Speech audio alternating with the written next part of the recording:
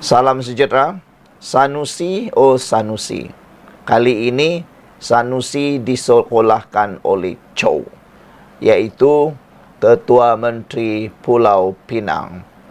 Chow kata kepada Sanusi, sila terima Pulau Pinang ialah negeri merdeka. Apa cerita ni sampai Chow, yaitu Ketua Menteri Pulau Pinang, mahu supaya Sanusi terima Pulau Pinang sebagai merdeka? Kalau isu ini difikir-fikirkan, adakah Sanusi pikir Pulau Pinang ini tidak merdeka? Seingat saya, Pulau Pinang ini adalah sebahagian daripada Malaysia yang merdeka. Tapi kenapa pula timbul cerita seperti ini? Sehingga Chow pula sekolahkan Sanusi. Kata Chow, tidak perlu menjelajah dunia untuk mengumpul dokumen bagi menunjukkan fakta sejarah yang diketahui ramai, kata Ketua Menteri Pulau Pinang, Chow Kun Yew, kepada rakan sejawatannya di Kedah, iaitu Muhammad Sanusi Maknor. Dia menjawab laporan berita yang memetik Sanusi mengenai pasukan penyelidik yang dibentuk Kerajaan Negeri Kedah yang memperoleh beribu-ribu dokumen dari luar negara hubungan kedua-dua negeri itu. Kata beliau, kita tidak menafikan bahawa Pulau Pinang pernah menjadi sebahagian daripada Kedah suatu ketika dahulu. Kata beliau, sila terima bahawa Pulau Pinang adalah sebuah negeri yang merdeka dan kedudukannya dijamin oleh Perlembagaan Persekutuan. Tidak perlu anda pergi ke seluruh dunia untuk mengumpulkan 20,000 dokumen mengenai fakta sejarah yang diketahui ramai ini, kata Chow, menurut Buletin Mutiara.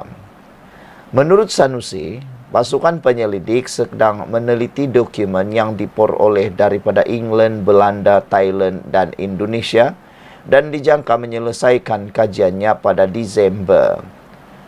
Dapat banyak dokumen, kata Sanusi. Saya difahamkan 20,000 dokumen sejarah, kebanyakannya tentang laporan daripada negeri-negeri selat kepada kerajaan British pada masa itu, tambahnya. Sanusi berkata penemuan itu akan membantu dalam membina kes berhubung status Pulau Pinang sebagai pajakan semasa pentadbiran kolonial British. Isu ini lama sudah dan tidak pernah duduk diam. Nanti mereka kata kita saja hendak duit percuma. Sedangkan bukan, kata Sanusi. Saya hendak jadikan perkara yang kita ungkap sejak ratusan tahun lalu lamanya sebagai fakta. Akhirnya kita kumpul semua bahan dan jelaskan kedudukan secara berfakta, katanya seperti dilapor media. Sanusi menambah bahawa dia sendiri telah mengkaji beberapa dokumen di British Library dan British National Archive, kata beliau. Saudara-saudara sekalian, perkara ini menarik perhatian ramai penganalisis politik dan pemerhati politik. Mereka kata, apalagi yang Sanusi nak buat nih? Ini seakan-akan seperti satu tindakan nak memecah belahkan apa yang sudah terbina di Malaysia. Dan kalau Sanusi kata itu adalah tindakan seakan-akan seperti mahu mendapat duit percuma, mungkin itu ada kebenarannya. Tapi pada pendapat ramai pemerhati politik, apalagi yang dia cungkil-cungkil, kita ni dalam satu Malaysia. Apalagi yang dia tuntut-tuntut, kita ni dalam satu Malaysia. Kalau nak buat duit segera, kalau nak dapat peruntukan, kalau nak dapat duit tambahan dalam kerajaan negeri, buatlah kerja, cari pelaburan, bukannya nak pula menuntut daripada rakan sebelah, kata mereka. Jadi hari ini, begitu hebat dan beraninya, Chow, Ketua Menteri Pulau Pinang, sekolahkan Sanusi dengan arahan sila terima Pulau Pinang sebagai negeri merdeka. Sekian dulu untuk kali ini. Jangan lupa tinggalkan komen anda. Bye-bye. Salam sejahtera. Baru-baru ini, tular satu lagi perkara yang paling menarik perhatian kita, yaitu Himpunan Anti Anwar, Himpunan Selamatkan Malaysia.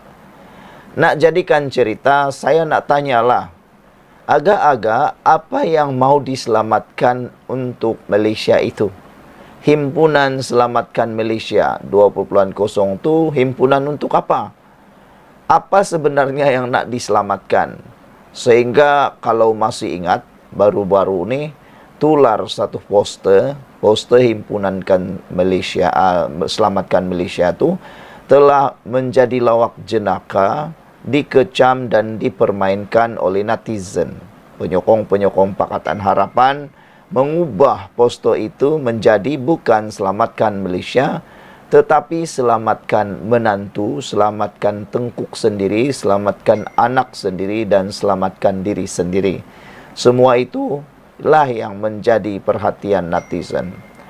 Kerana netizen minta senarai daripada penganjur selamatkan Malaysia itu, apa yang nak diselamatkan. Mereka yang anti dengan Anwar nak diarah senaraikan apa yang mereka anti sangat dengan Anwar Ibrahim. Mereka diarah menyenaraikan apa yang nak diselamatkan sangat daripada Malaysia ni. Kalau kata ekonomi kita bulan Julai ini mencanak naik setinggi gunung Kinabalu. Dalam bulan Julai ini, semua perkara yang baik-baik berlaku kepada Malaysia. Terkini, Malaysia disenaraikan sebagai 10 negara paling selamat di dunia. Antara 10 negara paling selamat di dunia, mengalahkan Korea Selatan, mengalahkan Jepun, mengalahkan Amerika Syarikat, mengalahkan China, mengalahkan Rusia. Banyak negara yang dikalahkan. Kita menduduki tangga yang ke-10. Bukankah itu hebat?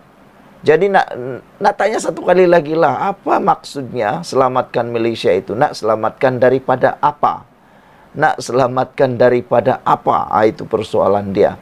Kalau dulu ada himpunan selamatkan Malaysia, mungkin disebabkan oleh isu-isu seperti 1MDB dan sebagainya, seperti kebankrapan, kerugian dan sebagainya.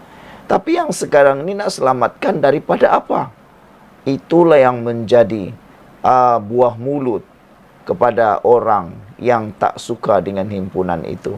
Tapi hari ini yang mengejutkan kita, apabila Anwar Ibrahim ditanya tentang himpunan haram selamatkan Malaysia yang mahu dianjurkan di Parlimen Tambun, ini pula jawapan Anwar Ibrahim. Saya sangka dia mula takut seperti yang dikatakan oleh para penyokong Perikatan Nasional Pembangkang, walau mereka kata mungkin akan membuatkan Anwar Ibrahim menggelepur, takut, dan mungkin akan segera pulang ke Tambun untuk menyelamatkan kawasan Parlimen Tambun.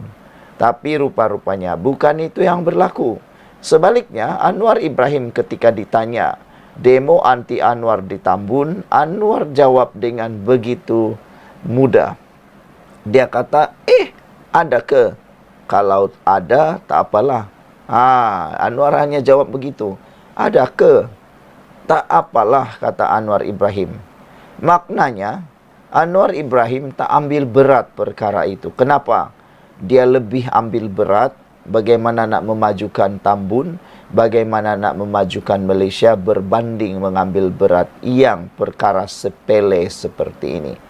Perkara ini hanya akan menyebabkan gangguan emosi maupun gangguan kepada proses Anwar Ibrahim memajukan Malaysia, memajukan negara ini. Kalau dia ambil berat ini dan dia hanya menumpukan kekuatan tenaga beliau kepada perkara ini, kitalah yang rugi sebenarnya.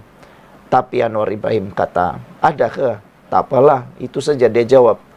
Dan dia percaya kepada anggota keselamatan yang sebelum ini telah pun memberi amaran kepada semua rakyat Malaysia, jangan sertai himpunan itu, kerana himpunan itu himpunan haram yang tidak lulus syarat, tak menepati syarat. Jadi kalau sudah tak menepati syarat dan haram, kenapa nak ikut lagi? Itu semua adalah perkara yang bodoh. Kalau anda ikut juga, anda dah tahu itu salah, nak buat juga, anda hanya menjerumuskan diri pada masalah yang besar. Demo anti Anwar ada ke? Tak apalah, kata Anwar Ibrahim. Satu himpunan dirancang untuk diadakan di Pejabat Ahli Parlimen Tambun oleh Sekretariat Selamatkan Malaysia 20.0 esok. Anwar ketika ditanya mengenai himpunan itu bagaimanapun tidak mengulas lanjut. Anwar hanya menjawab, adakah perhimpunan tu? Tak apalah, katanya kepada media selepas menunaikan solat Jumaat di Masjid Ibnu Masud di Keramat hari ini. Polis Perak memaklumkan himpunan yang dirancang diadakan di Pejabat Ahli Parlimen Tambun oleh Sekretariat Selamatkan Malaysia 2.0 esok tidak mematuhi syarat yang ditetapkan di bawah Akta Perhimpunan Aman tahun 2021. Jadi beliau kata, Ketua Polis Daerah Ipoh, Abang Zainal Abidin Abang Ahmad berkata pihaknya menerima pemakluman mengenai Himpunan Mahkamah Rakyat Hukum Anwar melalui penganjur pada Rabu lalu. Setelah disemak, didapati pemakluman ini tidak lengkap dan tidak mematuhi syarat-syarat yang ditetapkan di bawah Akta Perhimpunan Aman tahun 2012. Sekian dulu untuk kali ini. Jangan lupa tinggalkan komen anda dan jangan ikut himpunan 2.0 itu kerana ianya haram dan tidak diluluskan. Bye-bye. Salam sejahtera. Isu kali ini paling lawak jenaka. Diulas oleh seorang yang dikatakan pro kepada Perikatan Nasional. Anwar Ibrahim diangkat oleh politician ataupun orang-orang politik ataupun ahli-ahli akademik, ilmuwan, bahkan beberapa penganalisis menganggap Anwar adalah one and only yang ada di Malaysia. Ramai pemimpin di Malaysia ini yang memang jago, hebat, bahkan legenda. Antaranya kita tidak dapat menafikan bahawa Mahathir Mohamad antara pemimpin negarawan yang boleh dikatakan legenda di Malaysia yang masih hidup. Tetapi ramai kata tidak mungkin akan ada sama seperti Anwar Ibrahim. Ketekalan dan juga kekuatan, kekentalan hati Anwar Ibrahim berjuang, tiada satu pun yang mampu ikut taranya. Beliau dipenjarakan sebanyak 2 kali. Beliau menunggu menjadi Perdana Menteri selama berpuluh-puluh tahun. Lebih daripada itu, beliau dipecat daripada timbalan Perdana Menteri. Beliau difitnah dengan pelbagai fitnah. Dan yang paling hebat sekali, beliau dikhianati oleh orang yang beliau paling percaya sekali, iaitu Azmin Ali, dan juga dikhianati oleh Langkah Sheraton, dikhianati juga oleh janji Tun Mahathir.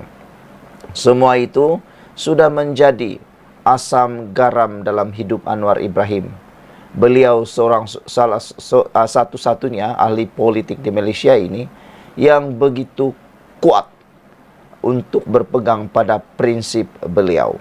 Banyak cara untuk beliau dapat jadi Perdana Menteri dengan lebih cepat, tetapi beliau menolak langkah-langkah yang seperti itu, yang dikatakan seperti langkah seton. Macam itulah. Tapi hari ini, ada satu kenyataan statement di Malaysia kini, ada satu laporan di Malaysia kini yang membuatkan mata saya terbeliak, hampir terkeluar. Kata laporan ini, tidak mustahil Wan Faisal, Wan Ahmad Kamal jadi Anwar Ibrahim yang kedua. Apabila saya terjumpa tajuk laporan ini, hampir muntah hijau saya.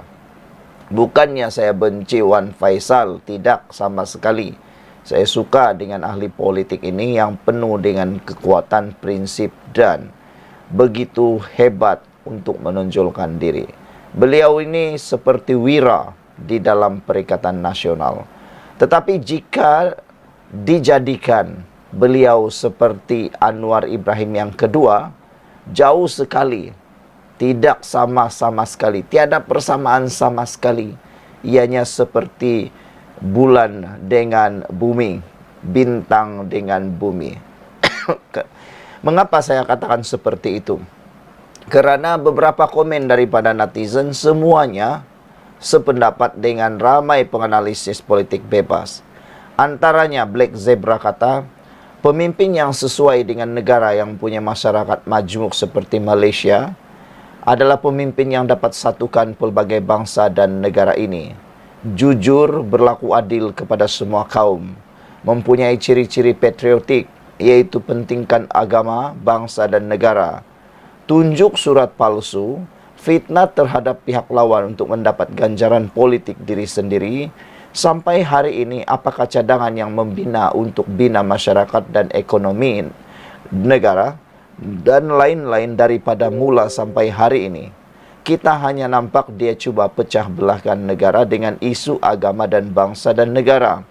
Inikah ciri-ciri sebagai pemimpin negara yang dipilih oleh penganalisis politik kangkong ini, katanya. Jadi itu, adakah perkara itu memenuhi apa yang dikatakan Anwar Ibrahim kedua tersebut? Red Parrot pula kata, Profesor ni memang pro-PN, pendapat tidak disokong hujah kuku. Pertama, pemimpin ini iaitu Wan Faisal hanya fokus untuk satu kaum sahaja. Kedua, beberapa kenyataan pemimpin ini dilihat, dia seorang yang tidak berprinsip, tidak paham sistem ekonomi negara, membuat fitnah dan dilihat kurang berintegriti. Steve Margaret Jedlock pula katanya, rasanya penulis ni mabuk ketumkot, kata Steve Margaret. Purple Mouse pula tulis, pemimpin macam Wan Faisal dan Dr. Akmal ini takkan bertahan lama dalam politik. Idea bernas tak ada kecuali menyalahkan orang lain. Pink Merlin pula kata, saya tak berkenan pemimpin muda seperti ini merujuk kepada Wan Faisal. Tin kosong. Seperti tin kosong, katanya, tiada kesamaan dengan pimpinan seperti Anwar Ibrahim. Nokta. Pepel Tetel pula kata, jauhi orang ini kerana sentiasa berhujah macam budak yang tak dakal. Tiada isu yang pernah dibawa membawa kebaikan untuk rakyat, malah sebaliknya, kata Pepel Tetel. Anak JB kata, antara karya Wan Faisal yang paling pandai ialah menyuruh kerajaan mencetak lebih duit atau lebih wang tunai tanpa menghirau inflasi dan hyperinflasi. Dia menyuruh pengikutnya mendapat sokongan, you scratch me back, I scratch you back, kata dia. Purple Mouse pula kata, hebat. Macam manapun, bila berada di parti yang bersifat pembangkang, agak sukar menonjolkan bakat untuk mentadbir negara. Sokongan politik asas pasang surut. Ada pasang surut. Mungkin untuk beberapa tahun ini, sokongan Melayu kepada Perikatan Nasional tinggi, tapi tak mampu membentuk kerajaan. Keadaan mungkin berubah di beberapa tahun akan datang, bila emosi politik menurun dan realiti politik kembali, katanya. Ada kebenaran yang ditulis oleh Purple Mouse ini. Dulu kalau kita lihat, Barisan Nasional, UMNO pada ketika itu pun sama. Amat disokong oleh Melayu. Waktu itu seakan-akan mustahil untuk UMNO kalah. Pada waktu itu, siapa saja calon yang penting namanya UMNO pasti menang. Disangkakan ianya berterusan sehingga ke petang. Rupa-rupanya baru tengah hari sudah hujan. Rupa-rupanya baru tengah hari sudah hujan. Yang disangkakan itu akan berterusan sampai kiamat. Rupa-rupanya tidak berterusan sampai kiamat. Akhirnya, UMNO kalah dan mula kehilangan sokongan daripada Melayu. Makna kata, sekarang ini Perikatan Nasional pun boleh melalui perkara tersebut. Jadi, adakah benar Wan Faisal ini adalah menjadi Anwar yang kedua? Ramai yang tak setuju, saya pun tak setuju. Kita jumpa lagi. Bye-bye.